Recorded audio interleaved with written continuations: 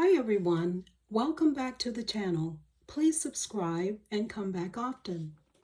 Today I want to talk about a coded hidden expression that has a deep, complex, and unfortunate meaning.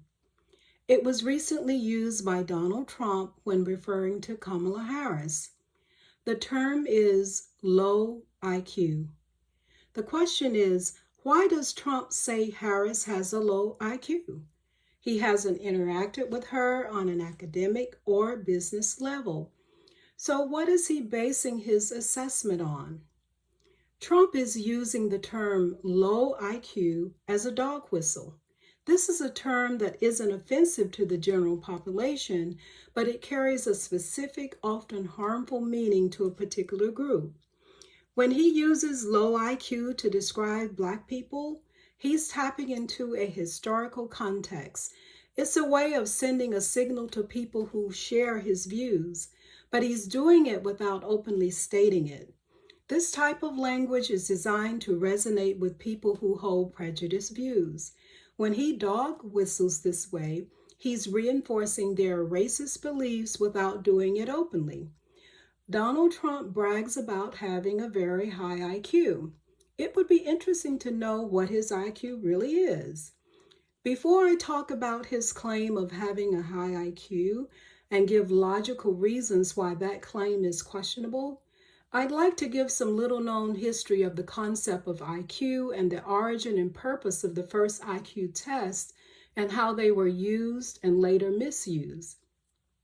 Before I talk about this, let me say that I had a childhood experience that taught me not to take much stock in the concept of IQ as it relates to how smart or intelligent people are, especially when it comes to race. I grew up next to a white housing project where everyone who lived there was poor and on governmental assistance. The irony was that my father owned his home and we were never on welfare. He was a smart man who had 3 sources of income. He owned a barbershop, had a janitorial service, and he pastored a church.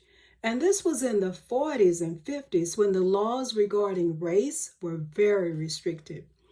Even though we lived next door, it was illegal for us to walk in the housing project community, but the residents there could walk through our community. I remember seeing white men walking through our neighborhood on their way to town. Many of them looked sad and downtrodden. I'll never forget what my father used to ask. Why is he poor? There's no reason for him to be poor. This shaped my ideas about what being smart meant and how intelligent someone is. My father had a 5th grade education. Yet he had excelled above all the white men who lived in that housing project and were on welfare. Now, their results on an IQ test may have been higher than my father, but their higher IQ had not helped them create a better life. My father was able to tap into something that IQ tests can't measure. Traits like drive, creativity, motivation, emotional intelligence, belief in oneself, faith, and common sense. Even though the laws were designed to restrict my father, he didn't buy into victimhood and found a way to thrive. I saw my father working hard. He was an avid reader and took several correspondence courses. He was well-spoken and was always trying to improve himself. My father's efforts programmed me to believe that my efforts and choices determine my life, not a score on an IQ test. This is an irony of the history of the intelligence test that is not well known. Alfred Binet, the French psychologist who developed the first intelligence test, created it in order to identify primary school children who needed extra help. He didn't believe that his test should be used to measure a single, permanent level of intelligence. He said intelligence is not a fixed entity and is too broad a concept to quantify with a single number. He spoke of his fears that his test would be misused. Now, he did believe that there were upper limits that could be determined by genetics, but he emphasized that intelligence could be greatly affected by a person's environment. He feared that his tests would be misused to put people into fixed intelligence levels. His original intent, he instead wanted to help identify children who might have difficulties in school. But sure enough, his tests were misused. If you're interested in learning who was responsible for twisting the work of Albert Binet, the original creator of the IQ test, and using it as a racist tool, you should read the book by Stephen Jay Gould, Gould. The book is called The Mismeasure of Man. In the book, he talks about how Stanford psychologist Louis Terman changed Binet's tests and claimed that intelligence was inherited and based strictly on genetics. His belief in eugenics helped create programs where Blacks, mentally impaired people, and others he thought to be inferior were experimented on and classified as incapable of learning. He believed in selective breeding and preventing Blacks and others from reproducing by sterilizing them. Most people aren't aware that this is the guy who developed the Stanford Binet IQ test, which was designed to promote the belief that IQ was a single, unchangeable number that defined a person's intelligence, worth, and potential. This was a complete opposite of what Alfred Binet, the original creator of the IQ test, believed. The book, The Mismeasure of Man, talks about how Terman's IQ test has been used to marginalize, restrict, and keep Blacks and other groups from having access to opportunities. The question is, how does this concept of IQ and racial superiority fit when one considers the white housing project that I grew up next to? If Terman and his fellow eugenicists and racists were alive today, how would they explain the rise of Asians to the top of the IQ pile? They have learned the trick of the test and the power of focused study and massive intent. This suggests that the art of test and test taking can be learned, and what has been determined to be intelligence is not linear, fixed, or permanent. Here's an interesting side note regarding the history of measuring intelligence to determine a person's potential. Before the tests were used, a 19th century doctor named Samuel Morton used the fake science of craniometry to prove that whites were superior to other races. He measured hundreds of skulls and said that the skulls of whites were larger, therefore they were more intelligent. Yes, this is actual history. This concept also fit perfectly with the theory of biological determinism, which is the belief that social and economic differences between races, classes, and sexes is because of genetics. In other words, we can ignore environment, laws, educational levels, employment opportunities, and other factors which can affect a person's life. Now, what does all of this have to do with Donald Trump? As I said at the beginning of the video, Trump speaks often about his abilities and how high his IQ is. He calls people, especially Blacks, low IQ.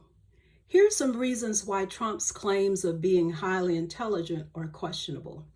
Number one, first, if you have to constantly tell people that you have a high IQ, you may be insecure about how high your IQ really is. Donald Trump was born into a wealthy family, with his father, Fred Trump, being a successful real estate developer. He was given opportunities and advantages most people never have. These connections and financial security meant that he never had to face the challenges or hardships that test and develop a person's true capabilities. A high IQ, in a practical sense, is often shown through overcoming obstacles, something Trump didn't have to do because of his inherited wealth. Trump's admission into the prestigious Wharton School of Business has been attributed more to his father's influence than his academic merit. His father had connections and the ability to pull strings. This kind of legacy admission is common among the wealthy and may have little to do with the high IQ or academic achievement. Trump has refused to release his academic records from Wharton, which raises doubts about his claims of academic superiority. If he had exceptional grades, given his claims of being highly intelligent, he would have been more transparent. Trump has had multiple bankruptcies, including his casinos and other ventures. The frequency and circumstances of his bankruptcies suggest mismanagement and poor decision making. It would seem that he would have had more consistent success and fewer financial failures with such a high IQ. His Trump University was sued for fraudulent practices.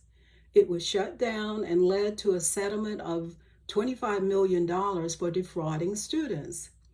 This is not the long-term strategic thinking of a highly intelligent person. Trump's speeches and communication contain limited vocabulary and simplistic rhetoric. He repeats basic phrases and doesn't express complex issues. High IQ people often have a command of language that show their deep intellectual ability. A hallmark of intelligence is to be able to recognize the limits of one's knowledge. Trump is an expert on everything. He makes erratic and inconsistent decisions, such as his sudden hiring and firing of key officials. He also reverses policies frequently, suggesting that unlike high IQ people, he doesn't weigh carefully his options or consider long-term consequences. Trump emphasizes image over substance. Success seems to be about how the public perceives him, rather than actual innovative business practices. Trump can't handle constructive criticism without reacting with hostility, personal attacks, and outright denial. Rather than thoughtfully considering the criticism as a chance to reflect and improve, he becomes defensive and insecure. This is not a quality of highly intelligent people. Trump's self-perception may not align with his actual cognitive abilities. His legal issues and the election are requiring him to use skills and strategies that he doesn't have. This is creating a psychological crisis unlike any he has ever experienced.